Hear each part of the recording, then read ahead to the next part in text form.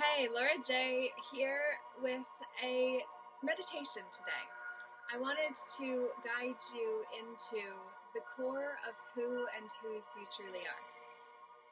And so I'm going to ask you to get yourself breathing from the bottom of the ice cream bucket, if you want to look at your lungs, using such an analogy to make it playful so that you can reawaken the child within and make them giggle and move with excitement.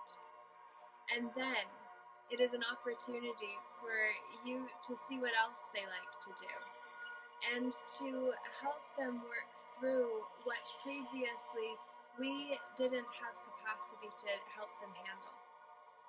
We didn't know how to respectfully honor ourselves. When someone else smeared their stuff on us and blamed us for bringing that out of them, as if it were our fault that they were toxic. And yet now is our opportunity to understand everything in life happens to, not just to us, but for us. Though at times we will feel that it does happen to us, and that's okay, because there is a scared child in the way of you being able to be all that you came here to be. So as we are able to meet the inner child within, we understand now that actually that is the soul. And this is our chance to actually go deep and to begin to know who we were the whole time. We just had layers of expectations, stereotypes, dogmas, creeds, perspectives, objectives, and desires of others placed onto us that became like paper mache that seemed to be the outer coating of us, and yet, nay. It is time for us to go within, to ask our inner child what it actually needs to feel safe, so that we can help them feel safe, while then we replace them on the throne of the inner kingdom, so that we can have the queen and king there ruling sovereignly together, understanding what it means to be sovereign, understand what it means to be a natural man, woman, one who is fully what you are, strong in that belief, that standing. That is a powerful being who is not corded to the not now moments of not here, who is able to wield their sword wisely because they have come to understand it is the sacred word, wielded wisely, that helps us cast spells that will bless the world instead of curse it. And we have to understand it is us and our intentions that direct the flow of energy and how it will be received. And so as we ask our inner child what it needs, we have to be aware that it is fearful of its own power, because our deepest fear is not that we are inadequate. Our deepest fear is that we are powerful beyond measure. It is our light, not our darkness, that most frightens us. We ask ourselves, who am I to be brilliant, talented, gorgeous, fabulous? Actually, who are you not to be? Your playing small does not serve the world. There is nothing enlightened about shrinking so that others won't feel insecure around you. Your playing small does not serve the world the way you came here to do, and so let us break the spell of who you thought you needed to be before in order to become who you were meant to be all along. It is time for us to say, hey, we're going to do this today, and it's going to be okay however it goes, because I say so, and we're together in this, and you're never alone. We are all one, because it is when we enter love into the mix, that is when alone becomes all one, and that is when then we understand secret societies of past had a secret question that had to be answered correctly to gain access to the higher level insights of the universal laws, and that was, how do I know when I suffer? How do you know when you suffer? And the answer that was required for someone to demonstrate emotional awareness enough to be able to wield the responsibility that comes with power was the one that could answer, I know I suffer when another does. And now we see so many are suffering. Now what we have a responsibility to do is go within our own inner kingdom and clean up the little children that we have left behind us and said were not enough because we didn't have the capacity to handle them before now, and now we do. It is time before we ask them what we need to let them know what we have to offer, now that we have matured and become the response-able one, the one who can respond in a new way because you have activated your creativity by unleashing the artist within, the archetype of your inner creator, the source of what gives you expression of joy and flow and bliss and all that is desired to know in the moments when we chase it using external things, and yet what we can do through our breath. And to return to that and to let the child within know that before it didn't know how to breathe properly and was breathing from only just half of that same ice cream scoop barrel.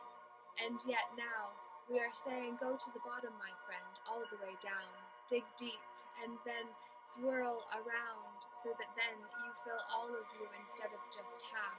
And when you do that, you activate your self-esteem, your willpower, which holds in the solar plexus of your belly, which is why when you feel like you've been kicked in the guts because someone's done something that hurt, it is when your self-esteem has taken a hit, and it is the ultimate currency that we are all trading without actually knowing it or talking about it, understanding that when we are still breathing deep down into the sacral, which is the sexual crown of our creativity. It is how we create through our sex and our money. It is the gate to abundance and the way that we belong in the world that takes us down to the root, which is ultimately our sense of belonging in this world.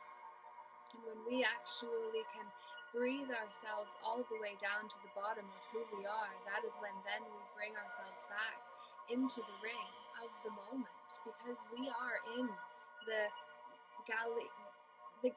galaxy. We are in the Roman Colosseum as the gladiators on the ground. We are the ones who were put into the cage with lions and could either fear them or befriend them. But we could not do both at the same time, because one night, as fear walked through the night, it found a home with lights, and so it knocked on the door, and when love answered, no one was there, because love and fear cannot coexist, which is why we have a responsibility to fill ourselves, the cells of our own being, with faith over fear. And that is what you can now do together with this child who previously reigned, and now you have a responsibility to train the queen and the king for the role that they were hired for, within yourself and your soul, to choose the right-handed path of goodliness and godliness, of being able to choose action that will help us build positive karma because of how it benefited others, not just ourselves, compared to the left-handed path, which often comes as the devil bearing everything we wanted, in an easy way that seems to say, hey, pay now and then play forever after, but it doesn't work like that, because even when it does, there will be a day when we are all called, and we're being called now. So that child needs to know that you are a safe person for them to entrust with the responsibility of your future, and thus you must become that for your own self and for the sake of us all, because we need you strong. Without you, we all fall. A house of cards falls when there is a weak link, and thus we must all develop ourselves and come when called, which is what happens today at 3:30 with Jared Wade. And so please do bring that child and let them play while the king and queen ponder how you could be part of a miraculous experience of bringing peace to earth by harmonizing humanity with a 963 hertz in the background behind this the whole time, because it was what I was guided to earlier and was already on. Before then, I guided my friend Jared Wade through this experience, and then you too. So I hope it was valuable. I would love to know what it meant to you, what it means for you, and what you will do with it from here, because whatever showed up, that is what to record, not what I said per se. Though I may have said something that stood out, and that is what would most benefit you to write down and then do something with.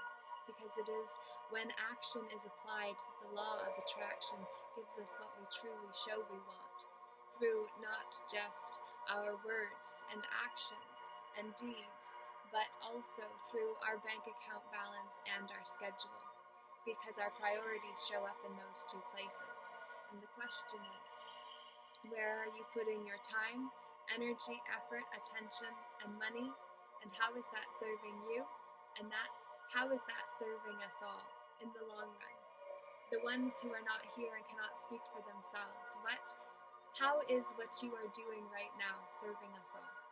That is what I compel you to ask yourself.